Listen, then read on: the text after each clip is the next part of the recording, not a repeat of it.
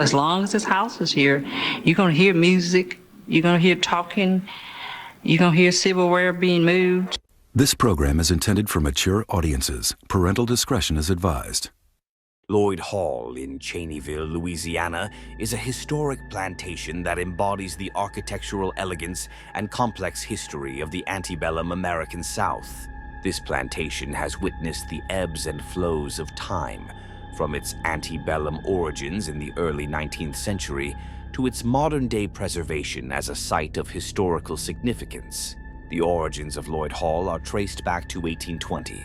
William Loyd, a prominent figure in the area, began construction on what would become one of the most notable plantations in the region. The mansion, completed in 1823, showcases the Greek Revival architectural style that was prevalent during that era. Its stately columns, symmetrical design, and grand portico are characteristic features that reflect the architectural tastes of the Southern elite. Loyd Hall's history is intertwined with the agricultural economy of the South, primarily centered on cotton and sugarcane cultivation. During the Civil War, Loyd Hall's strategic location made it a desirable location for both Union and Confederate forces. The mansion served as a headquarters for Union troops, and the surrounding grounds bore witness to the tumultuous events of the era. Legends and ghost stories from this period have become an integral part of the plantation's lore, adding layers of mystery and intrigue to its history. One of the most enduring legends of Loyd Hall involves William Loyd himself. Loyd was executed in 1864 by the Union Army on suspicions of being a double agent. He was tarred and feathered, then hanged in the front yard. After the Civil War, Loyd Hall underwent several ownership changes and faced periods of neglect and restoration. The economic challenges of Reconstruction and the decline of the plantation economy affected its upkeep. However, in the 20th century, efforts were made to preserve and restore Loyd Hall to its former glory. Visitors and ghost hunters alike have reported a variety of supernatural occurrences at Loyd Hall. The most famous ghost associated with the plantation is that of William Loyd himself. During the Civil War, he was captured and hanged by Union soldiers on the very grounds of his beloved plantation. His restless spirit is said to haunt Loyd Hall, with sightings of a spectral figure in Confederate attire roaming the halls. Another ghostly figure often reported is that of a young woman, believed to be a member of the Loyd family who died tragically in her youth. Her apparition is frequently seen in the upper rooms, sometimes looking out of the windows, lost in an eternal gaze. Some visitors have even reported hearing the faint sound of her sobbing echoing through the corridors at night. The slaves who once toiled on the plantation are also said to make their presence known. Reports of disembodied voices, shadowy figures, and cold spots in the old slave quarters are common. These phenomena are often attributed to the spirits of the enslaved people who endured unimaginable hardships on the plantation. One of the most compelling pieces of evidence supporting the paranormal claims at Loyd Hall comes from numerous ghost tours and investigations conducted over the years. Paranormal investigators have captured EVPs, electronic voice phenomena, mysterious orbs in photographs, and unexplained fluctuations in electromagnetic fields. These findings add a layer of credibility to the ghost stories and have drawn paranormal enthusiasts from around the country. Local legends also speak of a curse placed upon the Loyd family. It is said that an old slave, driven to desperation by the cruel treatment he received, cursed the family, dooming them to a life of tragedy and unrest. Whether the curse is true or not, the tales of misfortune that befell the Loyd family are enough to give anyone pause. Several well-documented paranormal experiences have added to Loyd Hall's eerie reputation. One such incident involves a group of ghost hunters who spent a night investigating the plantation. They reported hearing footsteps in empty hallways, doors slamming on their own, and cold gusts of wind in rooms with no open windows. Another chilling account comes from a visitor who claimed to have seen a shadowy figure standing at the foot of their bed during the night. The figure reportedly vanished as soon as they turned on the light, leaving the visitor with an overwhelming sense of unease. A particularly unsettling story involves a tour guide who heard whispers in her ear while leading a group through the plantation. Despite being alone in the room at the time, she distinctly heard a voice saying, "Get out." The experience was so disturbing that she refused to enter that part of the house again. Today, Loyd Hall stands as a well-preserved example of Southern antebellum architecture and serves as a museum and event venue. Loyd Hall's paranormal history and legends make it one of Louisiana's most intriguing haunted locations. The plantation's blend of historical significance and ghostly tales offers a unique glimpse into the past, while also providing a chilling experience for those brave enough to explore its haunted halls. Whether you are a skeptic or a believer, a visit to Loyd Hall is sure to leave a lasting impression, stirring the imagination and perhaps sending a shiver down your spine.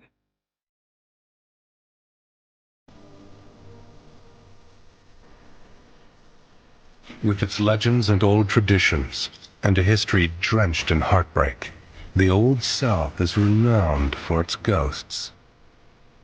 You will experience a lot of things in the house. You may hear footsteps. You may hear the door open and close. You may see the rocking chair rocking in the corner with nobody sitting in it. You just get goosebumps. And that hair begins to stand up on your arms. To the casual observer, Loyd Hall is simply a gracious old plantation house and bed and breakfast in the heart of central Louisiana. Outside is typical of a plantation home in the South with the oaks out front and pecans. And the high chimneys that face each side of the house. And it's a Georgian-style house built roughly around 1820.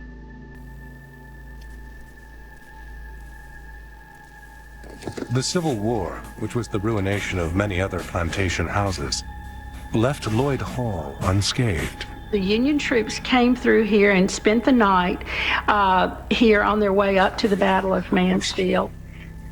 When morning came, the Union soldiers departed, but one remained behind, perhaps forever. You can hear the footsteps just as clear coming down the stairs, and when you stop and listen to make sure it's what you think you're hearing, the footstep stops, and when you start back to do whatever you're doing, the footstep starts again. The spirit of a Union soldier named Harry first made himself known to the youngest members of Loyd Hall's present-day family. The girls would come down at night and they would tell us all kind of ghost stories about Harry. Well, I always thought the kids had an imaginary friend.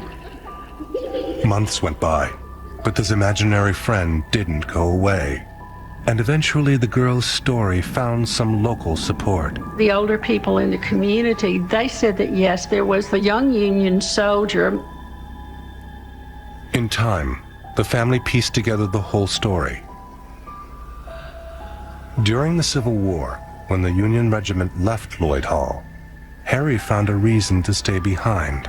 He became enamored of the niece of the family, who was Miss Susan Blakemore. And he really was quite smitten with her, and he opted to desert, which really was most unusual. During the throes and traumas of the war, two young people finding themselves together for even such a short time, it must be love at first sight. Him being a Union soldier, I'm sure it was very excited for them. They fell deep in love, but they had to sneak around to be together.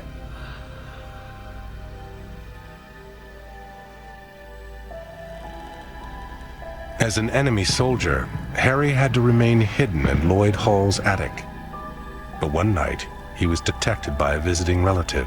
She came upon him upstairs, and through whatever means, how she had a gun, I don't know. The terrified woman had no idea that the Union soldier was Susan's dearest love. As they fought over the gun went off and the young soldier was killed. To this day, that bloodstain is still on the floor in the attic of this house.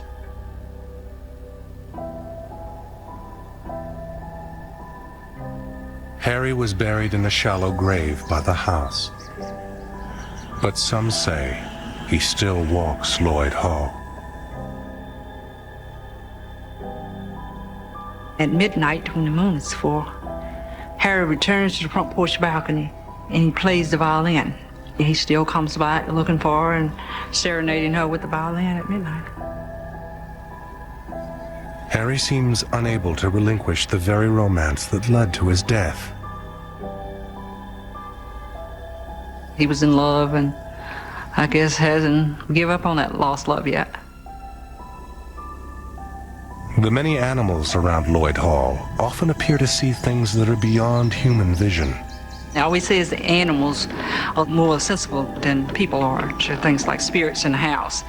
We have the one cat, Pistache, that's allowed in the house, and she's looking towards the hall, and her eyes and body will turn as though she's following someone walking, and then in a few moments she will look back around as though she's following someone back to the hall. So I suspect that someone has come in to check on us and found everything to be okay and decided to return wherever their place in this home is. In addition to hosting overnight guests, today the plantation is used for parties and dinners, as in days gone by. Many feel this has stirred up some festive spirits.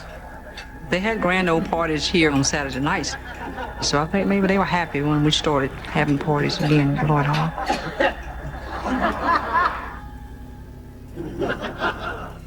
But preparations for a grand dinner always seem to meet with mysterious difficulties. When we set tables, it never fails. Silverware will be missing, napkins will be gone, glasses will be moved, and we always check the tables to make certain that everything is there at everybody's setting, every piece that's supposed to be there, and it never fails. Something will be gone. Perhaps the ghosts are having parties of their own, as one guest observed. She was alone in the house that night and woke up and she could hear music downstairs and laughing and people like they were having a party here in the house. And when she came to the top of the stairs and she looked, but she didn't see anything. The ghosts and spirits do have a life of their own that continues here at Loyd Hall, and most of our evenings are quiet here, so the house does become theirs. They utilize the downstairs here as they might have when they lived here. Once, the same guest reported the festive noises were accompanied by some eerie contact. One other night, she was woke up out of her sleep. Somebody was touching her, tapping her arm. They wasn't saying anything, it was just happening like they were trying to wake her up. Perhaps she was just being invited downstairs to join the party.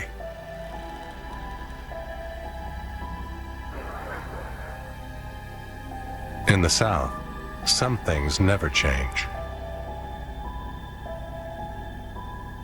Well, in Louisiana, our food, our hospitality, graciousness, and Southern ways are what we're all about. That's something that I don't think has changed over the generations.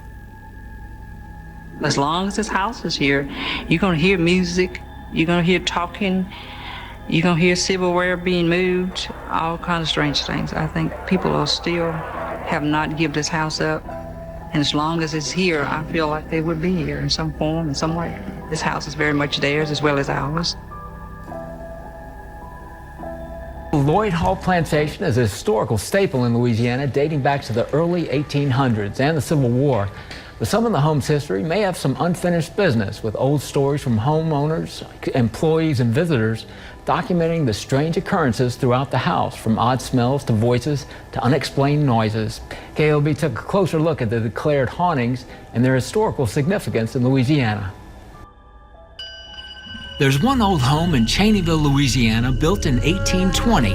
It has 10 rooms with 8 fireplaces and its original 16-inch solid brick walls. And the Loyd Hall Plantation home is believed to be haunted. I could stand here all afternoon and tell you of my experience, and you would say I was losing my mind. Strange things happen that you just can't explain away. Beulah Davis started working in the home in 1971 as a housekeeper, and it wasn't long before she began hearing strange sounds and witnessing unexplained motions. You may hear footsteps. You may smell food at strange times, no food nowhere in sight. Door open and shut, or things will be moved from where you put them. It is believed that the ghost of Loyd Hall started when the original owner, William Loyd, was called a traitor during the Civil War. He was tarred and feathered and then hanged by the Union soldiers. What really made me believe that there was something here when you can hear your name called. And at first I said, now everybody's gone for the day. There's nobody here. I went upstairs and I looked around and checked things out. I didn't see anybody. I said, oh, you just imagine it. But when it happened the third time, I said, okay, there's something here they want me to really believe. There are bloodstains still on the third floor, believed to be from a deserted Union soldier.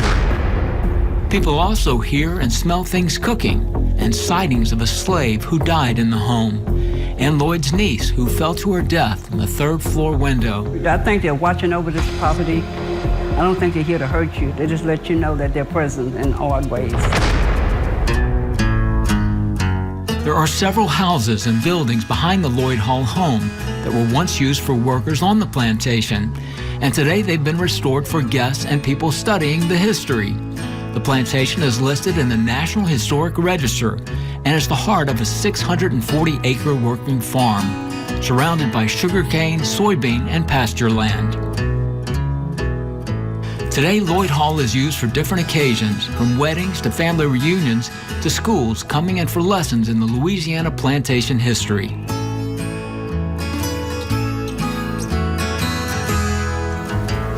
It's a beautiful home with a long history, and it's possibly haunted. I'm Johnny Atkinson reporting. Thanks for watching. Be sure to like, subscribe, comment, and share to keep fascinating content coming here at Nightmare Nexus.